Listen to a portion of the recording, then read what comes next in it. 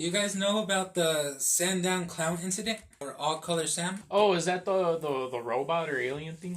Yes. I've seen a video. I think he's like basically like a cryptid. I'm gonna be telling like two stories, okay? It's a weird encounter that a father and his daughter had, but separately. I got the whole article from I forgot what they're called. I think it's called BOFA. Bofa. Yeah, it's like the UK like Both of these nuts. I'm gonna fucking smack you. I'm not sure what they're called, but it's an article from the UK like UFO thingy. Yeah. Like they're investigators that they're in the UK basically. This is about a father and daughter. This is their encounter with like you could say aliens. The father and daughter's names were changed at the request of anonymity because of his daughter's involvement. Father will go instead by the name Mr. Y. On Tuesday, October 2nd, 1970, around 7 p.m., Mr. Y was driving from Shanklin to Ryde to see. Passing through the village of Brading, he turned right to St. Helens, saw a large multi-lit aircraft to his right about halfway between the road and the Ambridge Hounds. He stopped the car and watched the object hover apparently aimlessly over the swampy margins of the river. A wide ring of 7 or more lights could be seen, each of them large and clearly defined sphere, like a bright red cherry and interspersed with a turquoise and a white light. No sound could be heard. He drove on and the object flew parallel. So it was like basically on his tail. It was following him? Yeah, it was basically like on his side like that following him. Once outside St. Helens, it cut across about 300 yards behind him and dropped slowly, floating above distant edges, now appearing smaller with the number of red lights reduced to 4, which seemed to be rotating slowly. Mr. White again stopped and this time used his torch to signal for some 10 minutes, during which time the object weaved backwards and forwards without settling. Basically just kept moving and moving without stopping. He then continued on to his appointment. When he reached the destination, the red lights were still there and he left his own rear lights on to face the object. Coming out of the house, his friend could see the thing also, playing hide and seek between the treetops.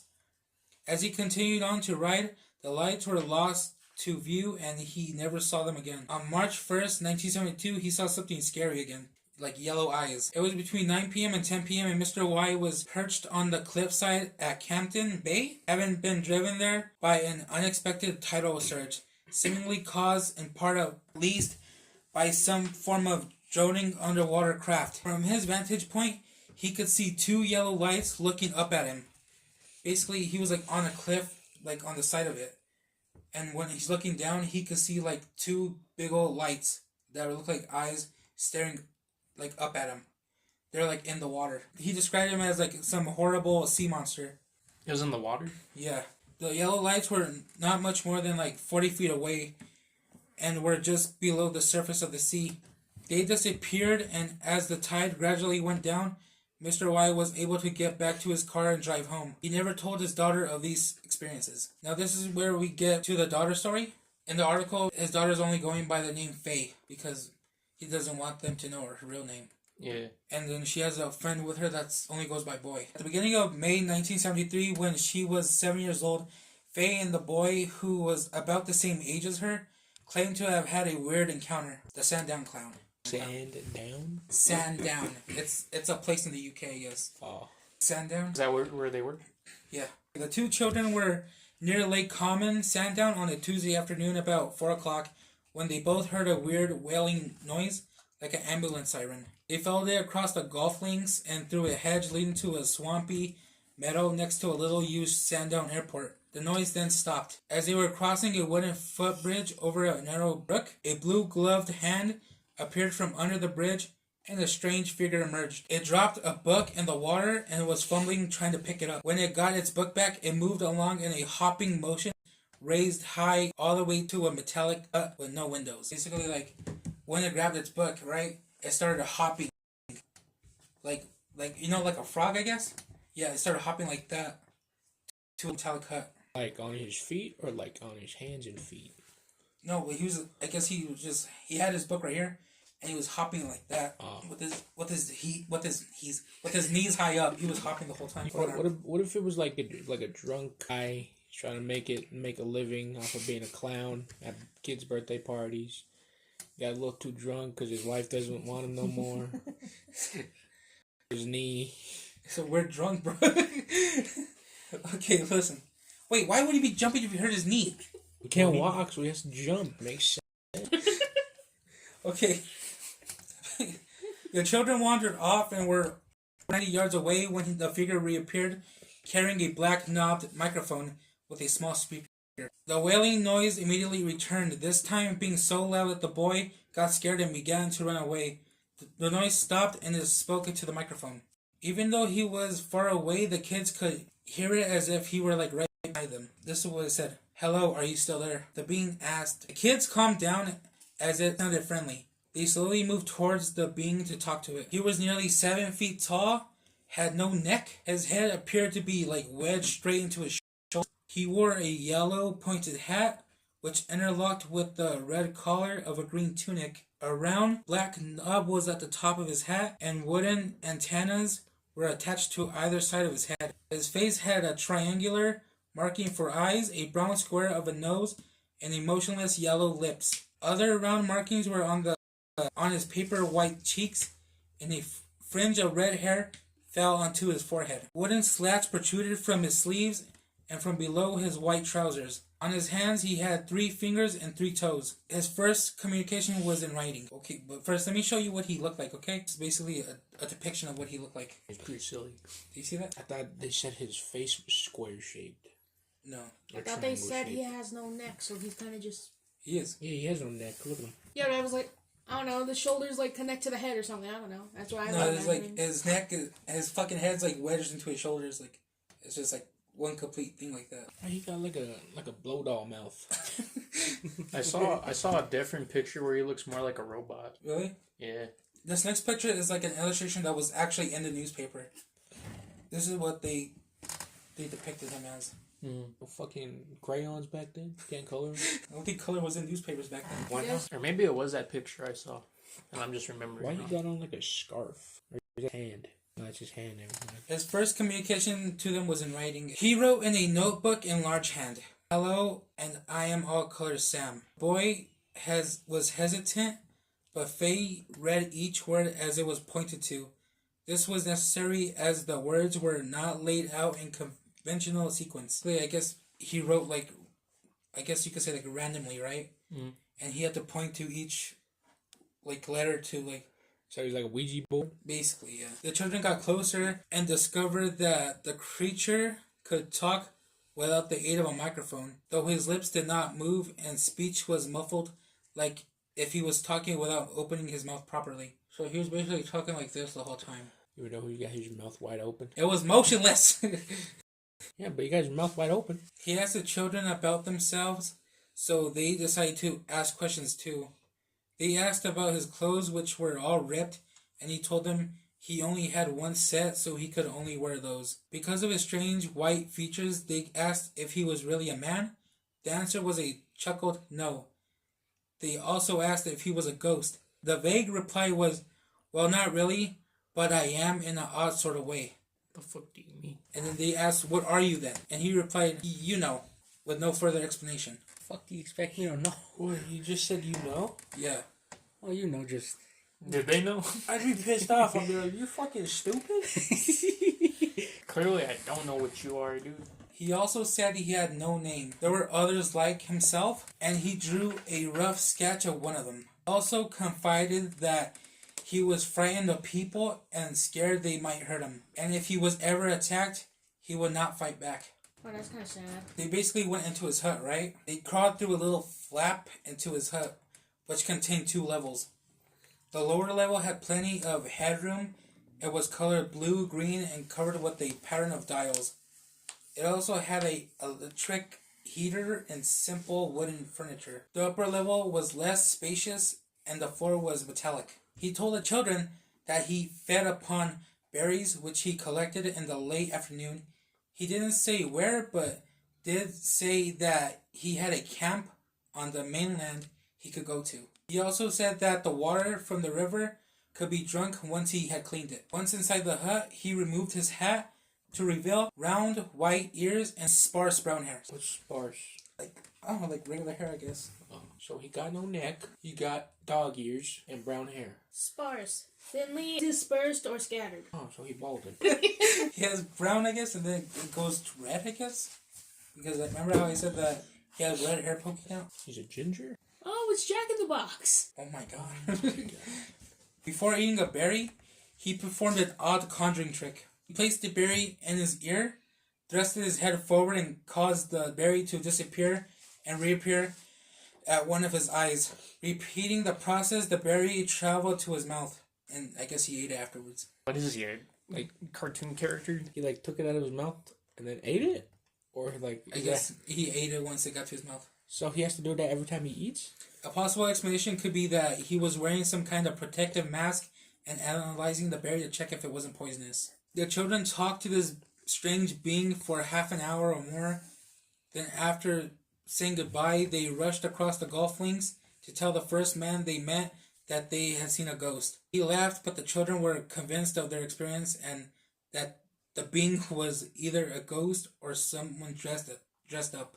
So during this whole thing, right, when the children went to go talk to the clown, there were actually like I guess like construction workers like nearby or workers. I guess they didn't really realize what was happening, or like they couldn't see what the kids were seeing. Was there like something covering like the clown, or they couldn't like see? They just like didn't notice nothing.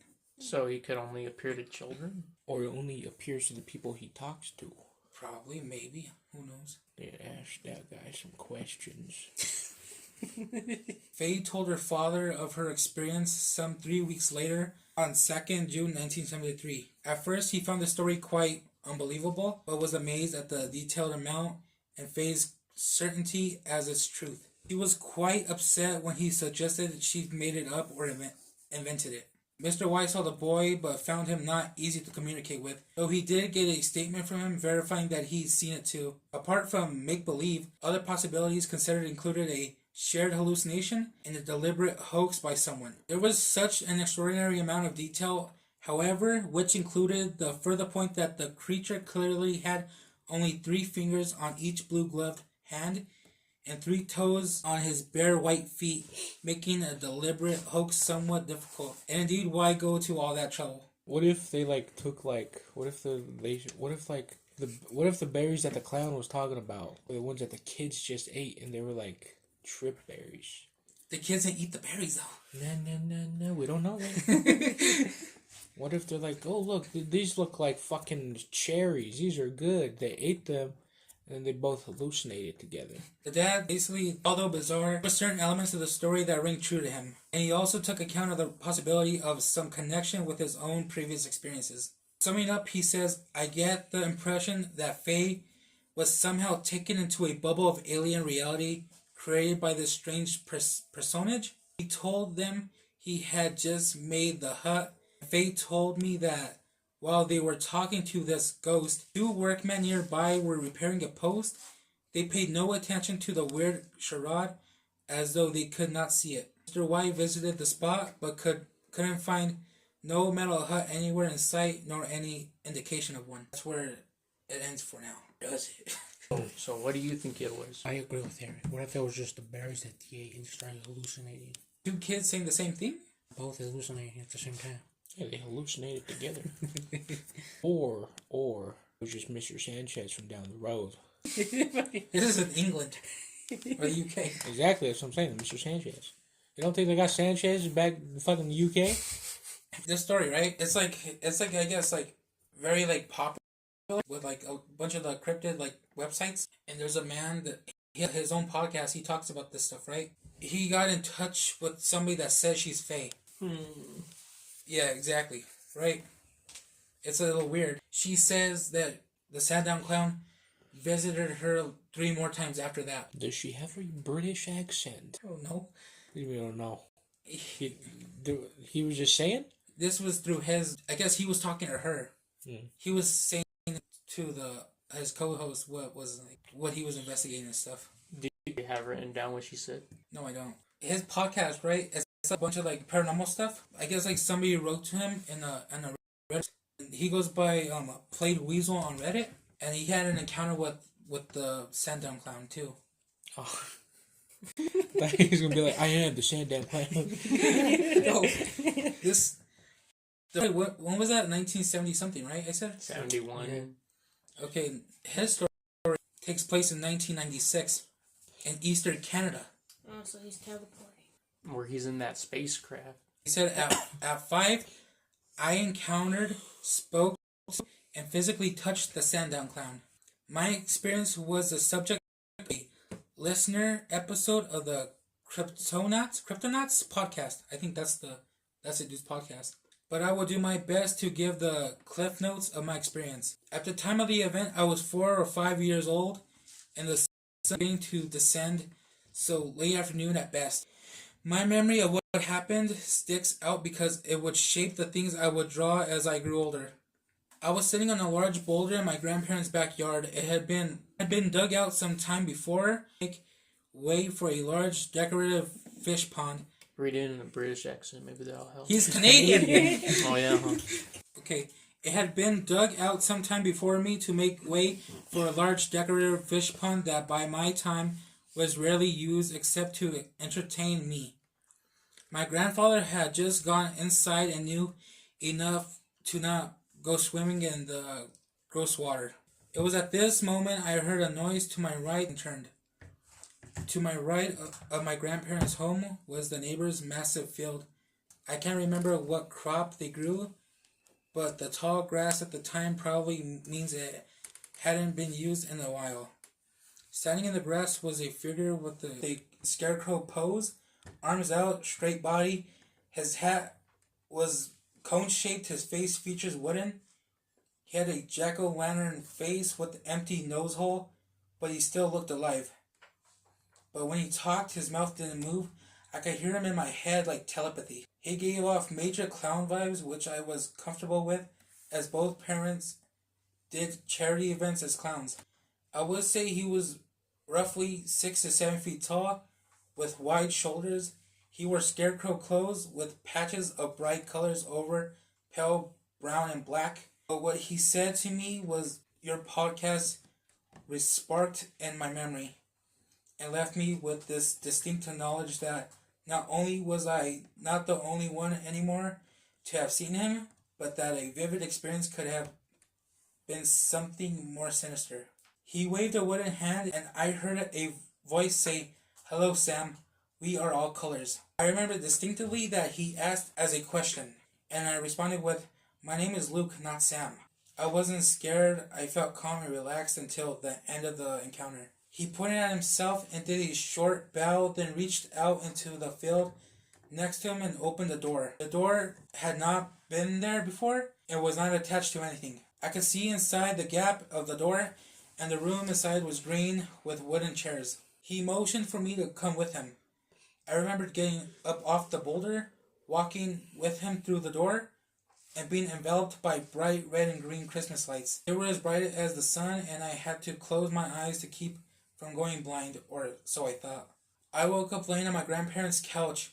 It was dark outside, and my parents rushed in when I called out to them. They had found me half an hour before, asleep in the middle of the field, having called for me and not hearing me answer when things got dark. It was last year when I first started hearing about the Sandown clown encounter, and I remembered how similar it was to my own encounter. I honestly believe they were either the same or slightly different. I honestly believe that they were either the same or slightly different entity as my own encounter. As it's been months since my encounter appeared on the podcast, I've been able to deal better with the newest information connected to my experience. Sam didn't try any tricks with me, like with the children from the Isle of Man.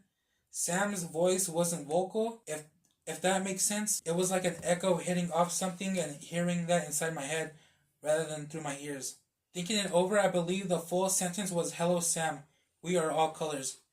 Skip the starlight." The inside of the green room was come up again in my mind. I tried remembering other details, and when I sat down and tried to nail down anything else about it, I distinctly recall that there was 2 empty wooden chairs and 2 occupied chairs further back. The door was see-through.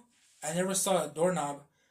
I couldn't make out details about the other people sitting in the chairs. They had the same outline as well, Sam. The hat, the head shape, long lines, but details are just a void, like when someone's face gets blurred to protect their identity. I thought I would share my experience here finally, as I feel much better about it than initially. And that's the last time That's the anyone's ever. until the person that claims to be Faye like spoke up about it. It's like a 50-50. You want to believe that girl that's coming up saying that she met him again, that's Faye. Even the dude that like does the podcast, right? Mm-hmm. He says that he's not sure if it's her, but like he's putting a bunch of detail in that could suggest that she's the real thing. I think he went to go visit her, right? Mm-hmm. And apparently she had a box filled with like pictures and stuff that she drew, I guess. And in that box she had like a bunch of like letters and drawings. And he like went through all of it. And he said that it's a possibility it could be her. Is this like a new episode of his podcast or like older? This is like really brand new. This like So, I think well, like like a bit- 2 months ago. I Oh, think 2 months? so like she must be like 60 or something. about. I think yeah. 71, you said, and then she was like what? She How was old? 7. 7? Like 60 around there. If they come through portals, That's- because what was that? Was that big fake? The dad said that she saw the clown come up from under the bridge, right? Mm-hmm. What if like there's a wormhole under that little bridge? That people were saying that he was probably in the water to gather water for to drink, and he was gonna drink that water once he cleaned it. And my dick. What the Fuck fuck? those people. It's a wormhole under there. I mean, it wouldn't be like with what Eric's saying is like it wouldn't be like an uncommon thing, because like paranormal stuff has been known to like roam around bridges and stuff too. Goatman's Bridge is one. Like Rona. But the thing is, too, people are like coming up with theories and saying like what this person meant by "Hello Sam, we are all colors. Skip the starlight." People are like, I don't remember the theory, but people are saying like he's like interdimensional, I guess. Mm-hmm. That's why he's like he says he's a ghost, but not really. But you know. He doesn't exist, but he kind of does exist. He's not alive or dead. So he then kinda what is just he? like exists. Yeah, He's nothing and everything. yeah, basically. What the hell is He's he? God. A fifth dimensional being or? I don't know, bro. It's back to the Palladians or whatever they were. Please. Pleiadians. Yeah, them. Pleiadians. The whatever dimensional beings they are, yeah, them. So if he's all that, right? You're telling me he needs to eat food, drink water? That's what I was saying. And he's scared of humans. So basically, Well- they could hurt him, I think. Well, like, wouldn't you be like, say you're some random creature and like you see a bunch of beings that don't know what you are, and suddenly they're just attacking you? Wouldn't you also be scared? Yeah. Well, to be fair, he's never even been attacked, so what is he afraid of? Unless it was Sam who attacked him, bro. Who the fuck is Sam? He's been saying Sam. Sam? I forgot what the... He's all, hello, Sam. Like, I ain't Sam, bro. People were saying that the word Sam could be... what do you call it? Oh my god. Like an acronym for something else. Semi-aesthetic Mortal? manipulation. So he doesn't have a name, but he's calling himself all colors. Yeah, What's up with that? He's everything and nothing. Sam. maybe. Why is he so silly? What the fuck is like an S word that like, it's like, some like humans. Subhuman? I don't know. Shub, SAM. Sam. Because like Abominable. Man. I want to meet him. Alright, 5 likes on this video when we go to the UK or And Canada. or Canada and we find those exact locations and record a podcast episode in the field or under the bridge. This is back in the 70s. I don't know if that place still exists there. That was in the 70s. We'll find Yeah, but his story was in the 90s. We're Well, gonna go to find his grandma's house. Well, he can't come to us, bro. Yeah, a lot of people are asking a bunch of questions too, but he's like telling him like what his grandparents remember and stuff like that, and he says that he wish he could tell them, but they're already passed or they're fucking they don't remember as much. Oh, they got dementia. Yeah, something like that. Well, they weren't even there to Issues. begin with, right? So this is... Yeah, No. but they found his body, Like, just they're passed Didn't out. he say that his parents found him? Yeah, I think so, yeah. Not his So then grandparents. So why why would he would the ask his grandparents? grandparents? Because it was his grandparents' house! Hey, you remember that one time I was out in the field and my parents found me? That still makes no sense. You don't remember, bro? Hey, Grandpa, you know that little clown guy you had in your fucking cornfield or the neighbor's cornfield with the door that was attached to nothing with the little green room in it? Shit, you right. Fuck, they're coming for us. We broke the code. We figured out what Sam meant. That's him, bro. It's the siren sound he made. What are they called? Code breakers or whatever? The people that like solve lost treasure type things? Get them on there. I don't know. Super unanimal mammal. No. That's what Sam stands for. There's smart ass people on the Reddit page, right? Yeah. They're trying to decode what Sam meant and what does What the rest of the sentence means? Yeah. I don't remember. I should have copied it down or like wrote it should've. down. What if he's from the Milky Way galaxy? That's why he That's says. our Milky Way. That's our galaxy already. But what if he's from another one? Milky Way number And 2? that's why he says you can see colors. Or what did he say? He says, hello, I am... Wait, no, he says, hello, Sam, I am all colors. I'm all colors. What if he's part of the LGBTQ community? Oh my god, Sam's gay. Oh no, his name's not Sam. What if they don't know what gay is? So he just says, I love colors. I am colors. That's why he only has 3 fingers. Oh, I forgot about that shit. He has 3 fingers, huh? 3 fingers and 3 toes. One for the mouth, the other one for the hole, and the other one for the asshole. God, dude. People just think that he's like somebody that's here to help. Almost like the Pleiadians. He never like done anything right to like harm the kid or anything. No. Except for leaving the little child out in the cold field, but yeah. He's just a silly guy. He's all like, check this out. He goes in there and he's like, wash my belly.